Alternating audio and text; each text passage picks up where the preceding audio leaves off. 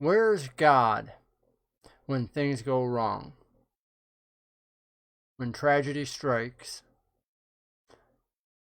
When families get separated? When all our plans have gone right out the window? When you have no family at all?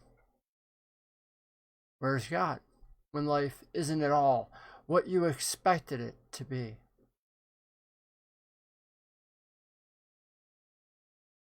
It's what we're going to talk and pray about this sunrise. Join me, friends, as we get into this together.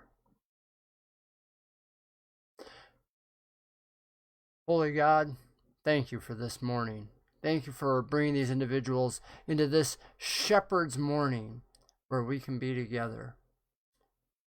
This shepherd's morning, if you don't already know me, thanks for being here. I'm Motorcycle Pastor, and this is our place where we rise with the Lord and rely on His holy word each and every day of our lives. Thanks for joining me on this journey that we call life, where we ride together from sunrise to sunset, and sometimes through the dark nights too. Thanks for being here today. Friends, as I mentioned, we're going to be talking about a question that's on the lips of a whole lot of people. That question, God, where are you? Everything's going wrong right now. If you have a thought about where life is going wrong, I ask you to go ahead and post it in the comments. Let's have a conversation about it. Because I know that all of us have made plans. All of us try to focus our energies on moving forward. And then suddenly life takes a detour. Suddenly we're going off road. Suddenly catastrophe is striking. We've lost everything. But remember, Job lost everything too in the Bible. Absolutely everything. Not just wealth, he lost family. The world can seem absolutely overpowering. We can't even make choices to leave our homes now. We can't go there. We can't get certain amounts. You can't buy all you want. The world has overpowering forces against you. And a little shepherd boy named David fought a Goliath, something huge, when it seemed impossible. There's always something beyond our control. Right now it's COVID-19. And many of us are just feeling left alone, as if there's nobody else in the world and we're crying out at empty walls. I wonder what Jonah felt like inside that whale, crying out the same way with nobody he thought to hear him. Tragedies everywhere around us in this world. But we're not the first to experience it. This isn't the first time. Just yesterday, I was chatting with a congregant who was born in 1919, still alive, still drives her car when she can. And she was telling me the story of being a little girl, and she said, my mom always told me this story when I was growing up, that she had watched before I was born or when I was young, I kind of forget which, but there was a flu going around here in eastern Pennsylvania, and the flu was so bad that, as her mom described it, she could look out her window and see them carrying bodies out of the houses and just putting them in wood boxes because they couldn't do funerals at the time. Why? What that was. And this congregant said, I always heard the stories, but I never imagined in my own lifetime that I would see something similar. Never imagine that the suffering will be upon us or around us. And so naturally we see suffering and then we start crying out to God. Why? Why is this here, God? You know, that was actually my first thing that I ever had to preach on, was the book of Habakkuk. And it was my first experience really getting into the prophet. I didn't realize who he was. And if you don't know Habakkuk, let me explain in a nutshell. This prophet starts off in the first 2 verses challenging God. And when you find out why, he's going into the city and he's seeing everything wrong. His right and his left, he's seen all the vices of a city. I'm not going to detail all those, you know what they are. He sees all these vices, he sees the poverty, he sees the starvation, he sees what feels like man at its worst. And so he actually runs, as it just starts overwhelming him, he runs to the top of the ramparts. The city has walls around it, and he goes up there and he starts shouting at God the same way as we are. Why, God? How can you let this happen? I have something for you this morning. I'd like to share with you a far better preacher than me talking about this exact thing. This will be Habakkuk Billy Graham. said, Lord, please tell me what you're doing. And God said, no, I'm not going to tell you, Habakkuk. Because if I told you what I was doing, you wouldn't believe it. If God today told us what he's doing in the world, we wouldn't believe it. Would you believe it? Don't you think God's given up and God's abdicated and God's left the throne? He hasn't. He's still on the throne. And those of us that know him put our trust in him and him alone. I don't put my trust in Washington. I don't put my trust in the United Nations. I don't put my trust in myself. I don't put trust in my money. I put my trust in the Lord Jesus Christ. When all the rest of it fails and crumbles and shatters, he'll be there. That's fantastic advice for all of us. See, the truth endures, and Billy Graham was speaking the truth. I invite you watching now to put in the comments, where do you put your trust? Habakkuk did trust God enough to go right up there and to challenge him, to charge up. He went right to the source. Do you resonate with that? Do you want to challenge God? Have you challenged God? Do you cry out? I mean, in the Old Testament, we see people ripping their clothes in anguish. Are you anguished over what's happening? Is it anguish over just yourself? Like for Habakkuk, it was over the world and what's happening. What's interesting to me is that Habakkuk, when God finally speaks, isn't told why any more than Jonah in the whale was. Any more than Job in the whirlwind fire at the end gets an answer to the why. God's mysterious, but he does give us something to do in every case. He tells Habakkuk on the walls, write stone tablets, telling all that I have done. Now, I'm not talking like the early 1900s movies where you see Moses with these tablets that are this big. He says the tablets have to be large enough so that a runner passing by the city, you gotta remember that was how they did mail back then, runner passing by the city could read it. He's telling Habakkuk to make a billboard talking about what God has done. Proclaim what God's done. But God, I challenge you, why are you even doing this?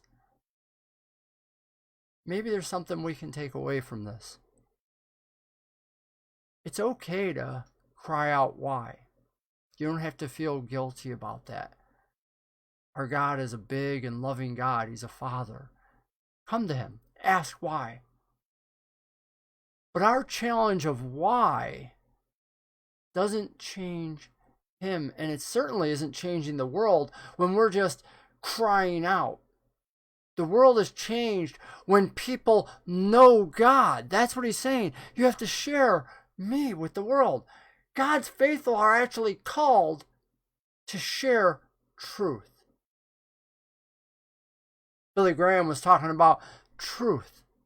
Jesus, where do you put your faith? Is it in the truth? Is it in the truth of God's love? Is it in the truth that will change lives? The truth that brings consolation to the suffering?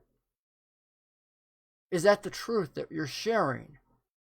See, sharing the truth of God does change the world, but it's not the change that we expect. It doesn't change, hey God, go and clean up the streets. Hey God, go and heal this person. It changes us. And when we're changed as individuals, that changes the world. So maybe it shouldn't be surprising that he's asking us to share his truth. The hard times are everywhere around us. All you got to do is open the internet, read Facebook, read YouTube, read the news. You'll see it. And some of us are suffering deep personal loss right now. Some of us have loneliness. Some of us have separation. Others of us are suffering tragedy, the loss of a loved one. Some of us have to learn to walk again, talk again, work through illness. Some of us have lasting infirmities. Lamentations, the process of lamenting, is a process of healing too. But if we're only lamenting the blessings that we've lost, we're looking backward. We're not sharing the truth that we're still alive. We're not sharing the truth that God's working through us. God has something for you to do, just like Habakkuk, just like Jonah, just like David, just like all the individuals that God has spoken to throughout the generations, not just back then, but in every day since, has something for you to do, a way you can reach out. Not that you have to go through a whale, and maybe you're not called to Nineveh. Maybe you're not even called to stand up and fight a Goliath. Maybe you're called to write a letter, not on stone tablets. Maybe you're called to text it. You could pull out your phone and text right now. In fact, if you pull out your phone and text, put it in the comments, say, I just sent a text of God's love to somebody. Maybe you're called into fellowship and you need to play a game with somebody. Guess what? The internet will allow you to do that. You can play chess online. You can pick your virtual game. There's whole sites devoted to it just so that you can socialize and be together. You can make the world better in your unique way that God can use you to do. Well, maybe God is making the world better. And while we cry out, God, where are you when everything is going wrong? He's answering, I'm right here with you. And that makes a lot of sense to me as I think about Billy Graham preaching about Jesus and what we know, that Jesus sent his Spirit to live in us. See, if God's Spirit's living in us and we're pointing a finger up at God saying, what are you doing about this? Maybe I really have to remember that 3 fingers are pointing back at me. God's Spirit in me. And maybe that's reminding me of the same thing. What are you doing about this? God's Spirit lives in us. It would make a lot of sense that we have something to be doing. Maybe the question is, what should we be doing? Let's pray together about that right now, my brothers and sisters. Holy God, bless us right now with your presence. Touch us, Lord. Speak to us that we might know exactly how you want us to engage the world and change the world. Lord, thank you for being so big that you allow us to run into your presence, to cry out and sometimes even rail against you. Thank you for being that big, God, for being patient with us. And thank you for encouraging us and choosing to live inside us that we might be vessels of your love to the world, for choosing to include us in the ministry of healing. Lord, speak to us that we might know precisely how. Let your Spirit whisper and groan in our ears, groaning on our behalf and encouraging us and guiding us so that we might know how best to engage the world. Help us be people who lift up, who care, who do for others in whatever unique way that is. Let it begin with prayer to you so that you are at the start, so that we know we're on the right track. And let it end with loving on this world just as you yourself did, especially for the ultimate act when you chose to take on flesh as Jesus, living, dying, and rising again for all of us, your precious creation who you would choose to make your precious children in love. And all God's people said, amen. Brothers and sisters, I want to thank you for being here with me this morning. Thanks for joining me. If you're watching this on YouTube and you'd like to see more videos like it, I invite you to subscribe. Hit that subscribe button below. If you'd like me to do a devotion on a certain topic, just put it in the comments and I'll do that. May the Lord bless you this morning. May He make His face to smile upon you, brothers and sisters. I look forward to seeing you in the morning. God bless you.